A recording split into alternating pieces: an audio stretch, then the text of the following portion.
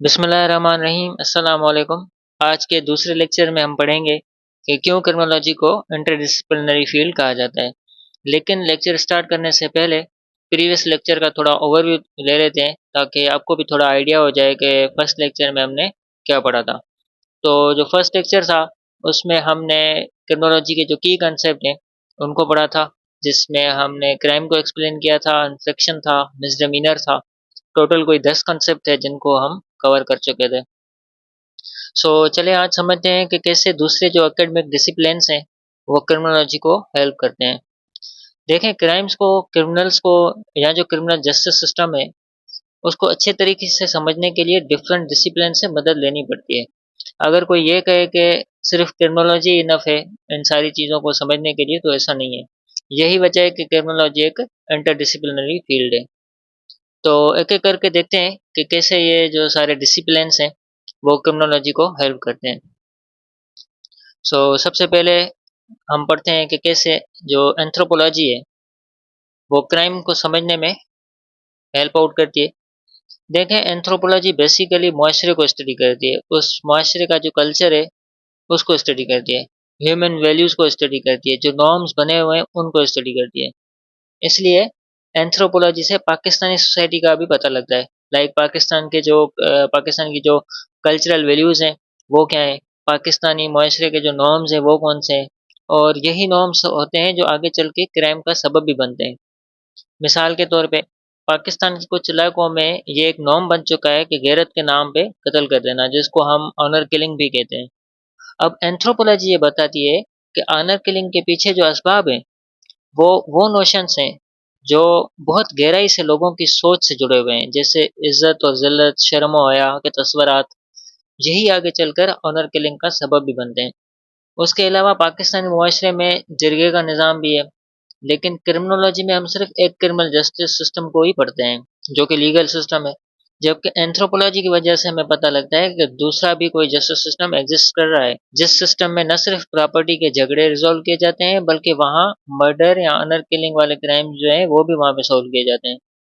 तो एंथ्रोपोलॉजी एक तरह से क्रिमिनोलॉजिस्ट को हेल्प करती है कि वो कैसे इफ़ेक्टिव स्ट्रेटजीज बनाएँ ताकि वो क्राइम को रोक सकें। और ये जो दो-दो किस्म के जस्टिस सिस्टम चल रहे हैं कंट्री में, एक ट्रेडिशनल है, दूसरा लीगल है, तो उनको कैसे जो है ऐसी स्ट्रेटजीज बनाएँ, ऐसी पॉलिसीज़ बनाएँ ताकि दोनों जो है वो कोएग्जिस्ट करें, अच्छे तरीके से वो क्राइम को प्रिवेंट कर सकें। अब नेक्स्ट आता है contributions of history to criminology. देखें, it contributes significantly to criminology by offering insights into the evolution of crime, law, and societal responses to criminal behavior over time. Basically तारीख ये बताती है कि कैसे वक्त के साथ साथ क्राइम की इवोल्यूशन हुई है, कैसे वक्त के साथ साथ कानून बदलते हैं, कैसे वक्त के बदलने से सोसाइटीज़ का जो रिस्पॉन्स भी है वो भी बदल जाता है क्रिमिनल बिहेवियर की तरफ। जैसे पुराने ज़माने में विचक्राफ्ट को क्राइम तस्वर किया जाता था, लेकिन आज के दौर में अगर हम देखें तो विचक्राफ्ट जो है वो क्राइम उसको नहीं माना जाता। या फिर होमोसेक्सुअलिटी है, सेम सेक्स मैरिजेज़ है, तो उनको भी पास्ट की हिस्ट्री में जब हम देखते हैं तो उनको क्राइम तस्वर किया जाता था, लेकिन आज काफ़ी ऐसे ममालिक हैं जो इस चीज़ को लीगल करार दे चुके हैं। तो कहने का मकसद है वक्त के साथ क्राइम भी इवॉल्व करता है और कानून भी बदलते हैं। ये हमें हिस्ट्री से मालूम होता है। उसके बाद पनिशमेंट मेथड्स हैं उसके बाद पनिशमेंट मेथड्स हैं, उन पर थोड़ा बात कर लेते हैं। जैसे पुराने ज़माने में पब्लिक एग्जीक्यूशंस होती थी, सरेआम क्रिमिनल के जो सर हैं वो कट किए जाते थे, या फिर एक्सट्रीम टॉर्चर किया जाता था उनको। दूर दराज कोई ऐसी प्रिजन्स बनी होती थी, वहाँ उनको जाके फेंक आते थे। लाइक आज के इस दौर में इन तरह की जो पनिशमेंट है उनको क्राइम समझा जाता है, इंसानी हुकूक के खिलाफ समझा जाता है। तो वक्त के साथ साथ ये सारी चीज़ें भी तब्दील होती जाती हैं, इवॉल्व होती हैं। जो पनिशमेंट के मेथड्स हैं वो भी जो है उनमें चेंज आती है। तो आज के वक्त में भी अक्सर आपको ये डिबेट सुनने को मिलेगा कि डेथ पेनल्टी होनी चाहिए या नहीं होनी चाहिए, प्रिजन में कौन कौन से रिफॉर्म्स होने चाहिए वगैरह वगैरह। हिस्ट्री से भी क्रिमिनोलॉजिस्ट को काफ़ी हेल्प मिलती है। अब नेक्स्ट है contributions of sociology to criminology. देखें, सोशियोलॉजी ये बताती है कि जो क्राइम हो रहा है उसके पीछे कुछ सोशल रीजंस भी हो सकते हैं। जैसे सोशियोलॉजी से हमें ये पता चलता है कि जो डिसफंक्शनल फैमिली होती है या जिसको हम कहेंगे जो ब्रोकन फैमिली होती है, जिनमें पेरेंट्स का डिवोर्स वगैरह हो जाता है या झगड़े चल रहे होते हैं, उसमें जो अंडर 18 बच्चे होते हैं उनका बिहेवियर ज़्यादातर देखा गया है कि क्रिमिनल होता है एज कम्पेयर टू उन बच्चों के जो स्टेबल फैमिली से ताल्लुक़ रखते हैं। और उसके अलावा सोशियोलॉजी ये भी बताती है कि जो क्रिमिनल जस्टिस सिस्टम है वो क्रिमिनल्स को उनके रेस, जेंडर या क्लास के बुनियाद पर सज़ा देता है। तो कैसे क्राइम बढ़ता है, उसके नतीजे में कैसे सोसाइटी पर असर पड़ता है और क्राइम रुकने के बजाय मज़ीद बढ़ने लग जाता है।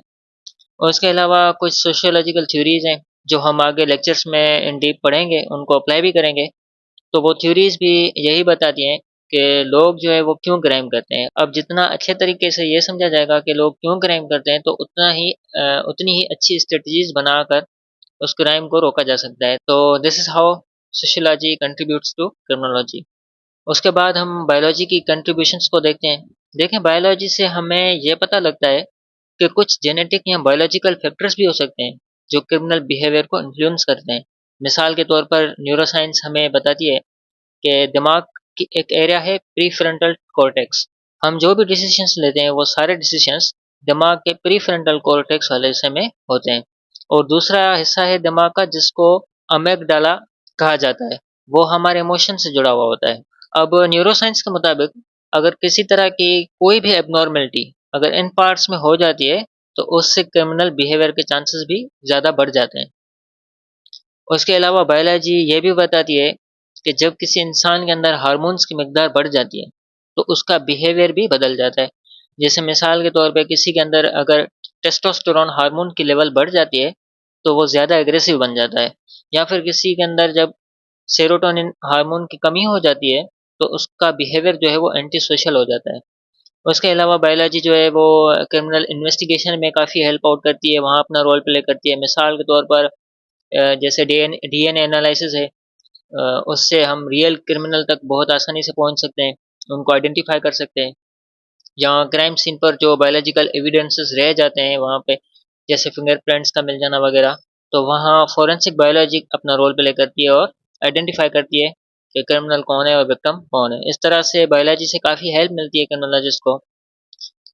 नेक्स्ट जो है हमारे पास contributions of political science to criminology. अब देखते हैं कि पॉलिटिकल साइंस कैसे कंट्रीब्यूट करती है क्रिमिनोलॉजी में।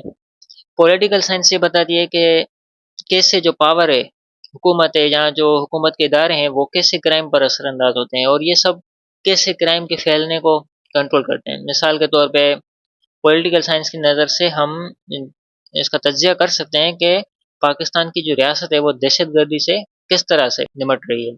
आया वो जो गवर्नमेंट की पॉलिसीज़ बनी है टेररिज्म को ख़त्म करने के लिए, क्या वाक़ई वो टेररिज्म यानी दहशतगर्दी को ख़त्म कर रही हैं या फिर मिलिटेंसी या सेक्टेरियन कॉन्फ्लिक्ट्स जो हैं उनको ज़्यादा जन्म दे रही हैं। उसके अलावा पॉलिटिकल साइंस ह्यूमन राइट्स को भी एडवोकेट करती है कि कैसे पॉलिटिकल ऑब्जेक्टिव्स की आड़ में ह्यूमन राइट्स को वायोलेट किया जाता है। तो इन सारे पॉलिटिकल मसाइल को अंडरस्टैंड करने में पॉलिटिकल साइंस अहम रोल प्ले करती है। अब आते हैं हम साइकोलॉजी की तरफ कि साइकोलॉजी की कंट्रीब्यूशंस क्या हैं क्रिमिनोलॉजी में। साइकोलॉजी की मदद से इंसान की नफ्सियात को समझा जाता है। जब इंसान की नफ्सियात का पता लग जाता है तब उसके बिहेवियर को हम ना सिर्फ प्रिडिक्ट कर सकते हैं बल्कि हम उसको मैनेज भी कर सकते हैं। तो सिमिलरली जब क्रिमिनोलॉजिस्ट इस चीज़ को पढ़ते हैं, वो क्रिमिनल्स की नफ्सियात को समझते हैं, तो उसको रिहैब जब उनको किया जाता है, क्रिमिनल्स को उनकी जब रिहैबिलिटेशन की जाती है तो वहाँ पर साइकोलॉजी का जो है बड़ा किरदार होता है। तो इस तरह से ये साइकोलॉजी भी क्रिमिनोलॉजी को हेल्प आउट करती है। उसके अलावा जो अंडर 18 बच्चे होते हैं रिहैब सेंटर्स में रहते हैं जो, उन पर भी साइकोलॉजिकल अप्रोचेस अप्लाई की जाती हैं कि किस तरह से उनके बिहेवियर को ठीक कर सकते हैं, या फिर कैसे उन बच्चों का जो एंटी सोशल बिहेवियर है उनको सोशल बनाया जाए वगैरह वगैरह। और इसके अलावा साइकोलॉजी ये भी बताती है कि विक्टिम्स जो हैं यानी वो लोग जो किसी जुर्म में शिकार बन गए, उन लोगों के ज़हन पर कौन से असरात पड़े हैं, लाइक ट्रॉमा या स्ट्रेस है। तो साइकोलॉजी ये कहती है कि विक्टिम्स के लिए भी रिहैब प्रोग्राम्स होने चाहिए।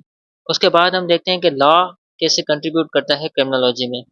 सो बेसिकली कानून क्रिमिनोलॉजी का एक अहम जुज़ है क्योंकि ये एक ऐसा फ्रेमवर्क पेश करता है जिसके अंदर क्राइम को डिफाइन किया जाता है कि कौन-कौन सा अमल क्राइम कहलाएगा।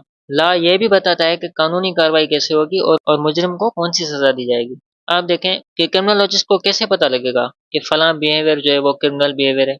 सो कानून इस बात का तयन करता है कि जुर्म क्या है। फिर क्रिमिनोलॉजिस्ट उस डेफिनेशन के मुताबिक क्राइम को और क्रिमिनल बिहेवियर को फर्दर स्टडी करते हैं। पाकिस्तान के सिनेरियो में देखते हैं कि कैसे लॉ और क्रिमिनोलॉजी एक दूसरे से आके मिलते हैं। देखें, क्रिमिनोलॉजी जो है वो ये देखती है कि कानून कैसे नाफिज हो रहा है, फिर उसका सोसाइटी पर कौन से असरात पड़ रहे हैं। मिसाल के तौर पर जो ब्लास्फेमी का कानून है, जिसको हम तौहीन रिसालत का कानून भी कहते हैं, उसमें ये देखा गया है कि लोग इस कानून का गलत इस्तेमाल करते हैं, स्पेशली जो माइनॉरिटीज होती हैं उनको टारगेट करके मारा जाता है। हालांकि कानून के मुताबिक जो ब्लास्फेमी करता है उसको सजा मिलेगी, वो क्रिमिनल जस्टिस सिस्टम की तरफ से मिलेगी, लेकिन अक्सर होता यह है कि लोग खुद ही कानून हाथ में ले लेते हैं। इसलिए क्रिमिनोलॉजी और लॉ दोनों एक दूसरे को इंटरसेक्ट करते हैं जब इस तरह के कॉम्प्लेक्स प्रॉब्लम्स को स्टडी किया जाता है। उसके बाद हम देखते हैं contributions of economics to criminology. So economics के मुताबिक क्राइम की कुछ इकोनॉमिक वजूहात भी हैं, जैसे गुर्बत का होना। अब देखें, ऑब्वियसली जितनी गुर्बत ज़्यादा होगी उतने ही ज़्यादा क्राइम्स होंगे। जाहिर सी बात है, सर्वाइव करने के लिए पैसा तो चाहिए। अब जिनकी बेसिक नीड्स भी पूरी नहीं होंगी वो ऑब्वियसली क्राइम का रास्ता ही चूज़ करेंगे। उसके अलावा और भी इकोनॉमिक फैक्टर्स हैं जिनकी वजह से क्रिमिनल बिहेवियर जन्म लेता है। मिसाल के तौर पर अनएम्प्लॉयमेंट है, इनकम इनइक्वलिटी है, इन्फ्लेशन है जिसकी वजह से स्मगलिंग और करप्शन में इजाफा होता है, वगैरह वगैरह। दूसरी इंपॉर्टेंट चीज़ जो इकोनॉमिक्स बताती है वो है कॉस्ट बेनिफिट एनालिसिस। इसमें यह होता है कि जो क्रिमिनल है वो रेशनल डिसीजंस लेता है, वो नफ़े और नुकसान को तौलता है। वो देखता है कि अगर नफ़ा ज़्यादा है और पकड़े जाने पर इतनी बड़ी सज़ा कोई नहीं मिलेगी तो वो क्राइम कर लेता है। अब क्रिमिनोलॉजिस्ट जो है वो इस फ्रेमवर्क को अंडरस्टैंड करके ऐसी स्ट्रेटजीज बनाते हैं जिससे इस तरह के जो क्राइम है उनको रोका जाए।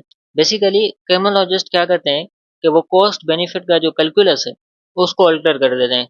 ऐसे फिर क्राइम को कंट्रोल किया जाता है। इन सारे डिसिप्लिन्स के अलावा भी डिसिप्लिन्स हैं लाइक फिलोसफी, जो हेल्प करता है क्रिमिनोलॉजी की। मिसाल के तौर पर फिलोसफी कहती है कि जो की टर्मिनोलॉजीज हैं क्रिमिनोलॉजी की, लाइक क्राइम है, गिल्ट है, रिस्पॉन्सिबिलिटी है, इन टर्म्स की डीपर मीनिंग को एक्सप्लोर किया जाए। और फिलोसफी के अलावा जियोग्राफी की भी कंट्रीब्यूशंस हैं क्रिमिनोलॉजी में। जैसे जियोग्राफी से क्रिमिनोलॉजिस्ट को पता लगता है कि क्राइम का जो रेशो है सिटीज़ में और देहातों में, विलेज में, वो डिफरेंट है। शहरों में देखा गया है कि जो जुर्म होते हैं वो अलग किस्म के होते हैं, और देहात में जो जुर्म होते हैं वो उनकी नेचर जो है वो डिफरेंट होती है। तो क्रिमिनोलॉजिस्ट फिर उस हिसाब से क्राइम को देखते हैं और स्ट्रेटजीज जो है वो डेवलप करते हैं ताकि क्राइम को रोका जाए।